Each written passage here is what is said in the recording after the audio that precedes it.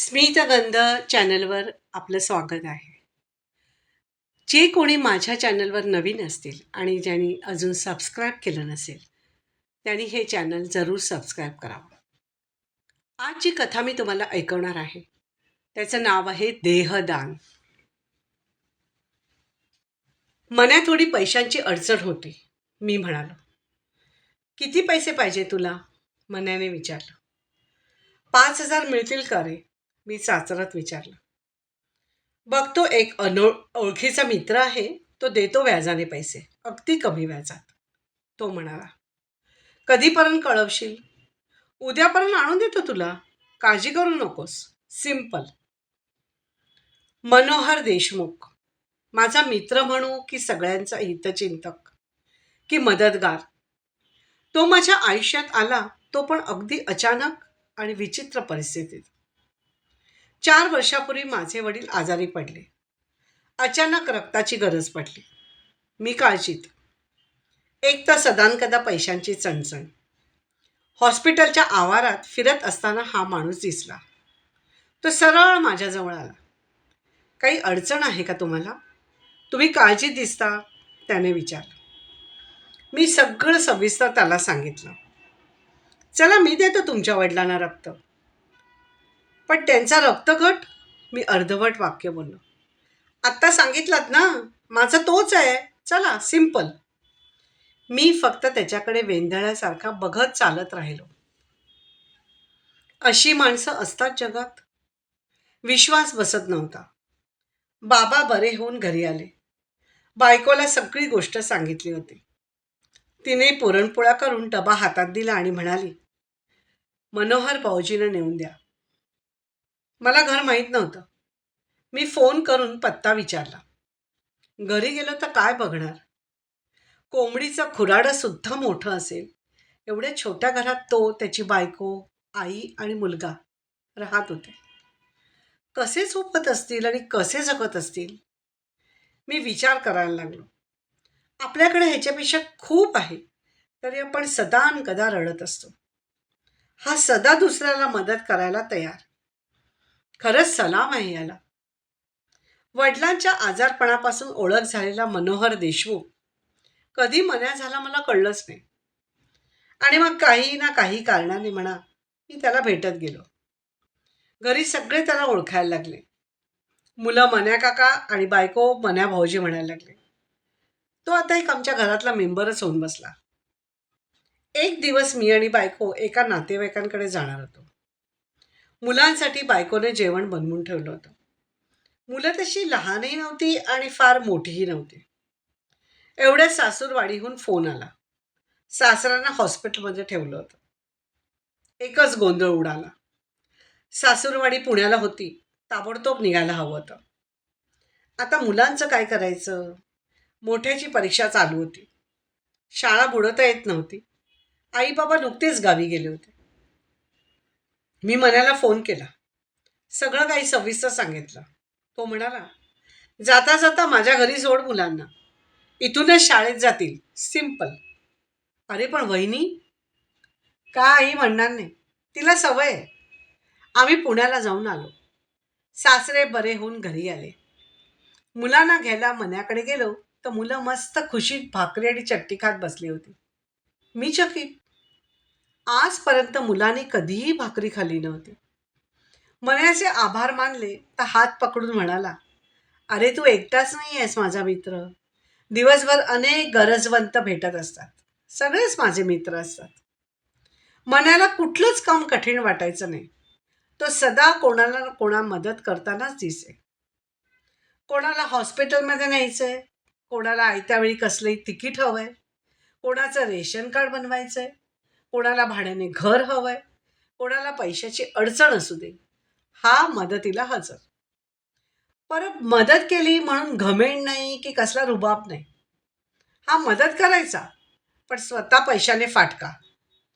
ओळखी मात्र मोठमोठ्या होत्या. त्याचा एक अतिशय आवडीचा शब्द होता. काम करताना शेवटी म्हणायचा सिंपल.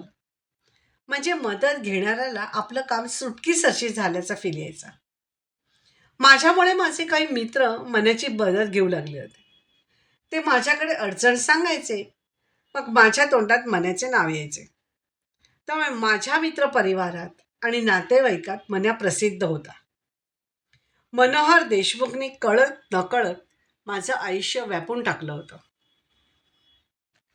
यावर्षी माझी बदली होईल असं मला सारखं वाटत होतं, कारण मुंबईला बदली होऊन 5 वर्ष झाली होती आणि झालंही तसंच. माझी बदली पुण्याला झाली. सगळं कुटुंब घेऊन जायचं म्हणजे सगळं घरच हलवायचं होतं. नाही म्हणता म्हणता बरंच सामान झालं होतं. बदली झाल्यावर पहिली आठवण झाली ती मन्याची. त्याचं नेहमीचं उत्तर, माझी पुण्यात ओळख आहे. घरापासून मुलांच्या शाळेच्या प्रवेशापर्यंत मी तुला मदत करू शकतो. सिंपल. त्याच्या बोलण्याने खूप हुरूप आला. आमचं विराट पुण्याला आलं. नवीन ऑफिस, नवीन ओळखी, नवीन जागा. यात 2-4 महिने गेले. मन्याने जमेल तशी मदत केली होती. अधेमध्ये फोन व्हायचा. ऑफिस कामासाठी मुंबईला आलो की मन्याला भेटल्याशिवाय मी कधीही परत जात नसे. खूप उपकार होते त्याचे माझ्यावर. पुण्याला आल्यावर वर्षभरातच बायकोची तब्येत बिघडली. तिचं माहेर पुण्यातच होतं. डॉक्टरांनी गर्भाशयाचं ऑपरेशन करायला सांगितलं. सासूरवाडीच्या मदतीने ऑपरेशन झालं. घरी आल्यावर 2 महिने विश्रांती घ्यायला डॉक्टरांनी सांगितली होती. मुलं आता तशी मोठी झाली होती, त्यामुळे त्यांच्या मदतीने घरकाम आणि ऑफिस सांभाळत होतो. यावेळी मुद्दामच मन्याची मदत घेतली नाही. तो मुंबईला आणि किती त्रास द्यायचा त्याला असा विचार केला. त्याचे सगळं काही नीट होण्यासारखं होतं. खूप दिवसात त्याला फोन केला नव्हता. त्याचाही फोन आला नव्हता. आज फोन उचलून बोलूयाच असा विचार करून फोन लावला. फोन बंद. मग दिवसभरात 1000 फोन केले असतील पण फोन बंद. म्हणून काळजी वाटायला लागली. त्याच्या घरी फोन होता, पण कधी नंबर घ्यायचं सुचलंच नाही आणि गरजही पडली नाही. बायकोला सहज बोललो तर ती पण काळजी करायला लागली. शेवटी शनिवार रविवारकडे जाऊनच येऊ असा विचार केला. सोमवारची रजा टाकली. दादर स्टेशनला उतरलो. स्टेशनपासून त्याचं घर अगदी जवळ होतं. चालतच जाऊ म्हणून विचार केला. गल्ली बोळातून वाट काढत निघालो. घरावर टकटक केलं तर मुलाने दरवाजा उघडला. मी पाऊल आत टाकलं आणि समोर बघितलं तर वहिनींचं कपाळ पांढरं फटफटीत. ते बघून मी स्तंभित. मुलगा मागून आला. तुम्हाला कोणी सांगितलं? माझ्याकडे उत्तर नव्हतं. मी कुठल्या तोंडाने त्याला सांगणार होतो की मी सहज आलो, मला माहीत नाही. बायकोच्या आजारपणात 6 महिने फोनच झाला नव्हता. माझी मलाच लाज वाटली.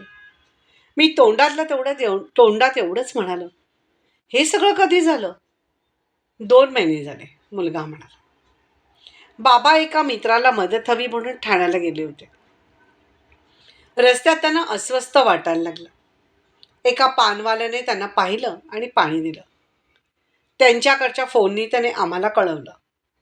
मी तिथपर्यंत पोचेपर्यंत कुणाचीही मदत त्यांना मिळाली नाही आणि त्यांनी प्राण सोडला. सतत दुसऱ्याला मदत करणारा माझा मित्र कोणाचीही मदत न मिळाल्याने गेला. नियतीला काय म्हणावं? मला माझीच लाज वाटायला लागली. एक हुरहुरही लागली की बायकोच्या आजारपणात आपण नेहमी मन्याची मदत घ्यायचो, तशी का नाही घेतली? आपण थोडेफार त्याच्याशी बोलू शकलो असतो. अतिशय जड अंतःकरणाने मी तिथून बाहेर पडणार तर त्याचा मुलगा म्हणाला, काका, बाबांची देहदानाची इच्छा होती. त्यांनी तसं आमच्याकडे बोलूनही दाखवलं होतं आणि लिहूनही ठेवलं होतं. त्यामुळे शेवटचे दिवस नाही करता आले. ते कधी स्वतःसाठी जगलेच नाहीत. नेहमी दुसऱ्याचा विचार करायचा. हे ऐकल्यावर मी विचार करू लागलो की काय म्हणावं या माझ्या मित्राला. जिवंतपणी सगळ्यांसाठी झिजला आणि मरणोत्तरही. निघताना पैशाचं पाकीट मुलाच्या हातात ठेवलं आणि माझं कार्ड देऊन त्याला काही मदत लागली तर कळव असं सांगितलं. मनाने मला मदत, प्रेम आणि आपुलकी दिली होती. परतफेडीची भावना मनाला कमीपणा देणारी होती. त्यापेक्षा आता कृती करण्याची वेळ आली होती. अश्रू पुसत मी बाहेर पडून दादर स्टेशन गाठलं.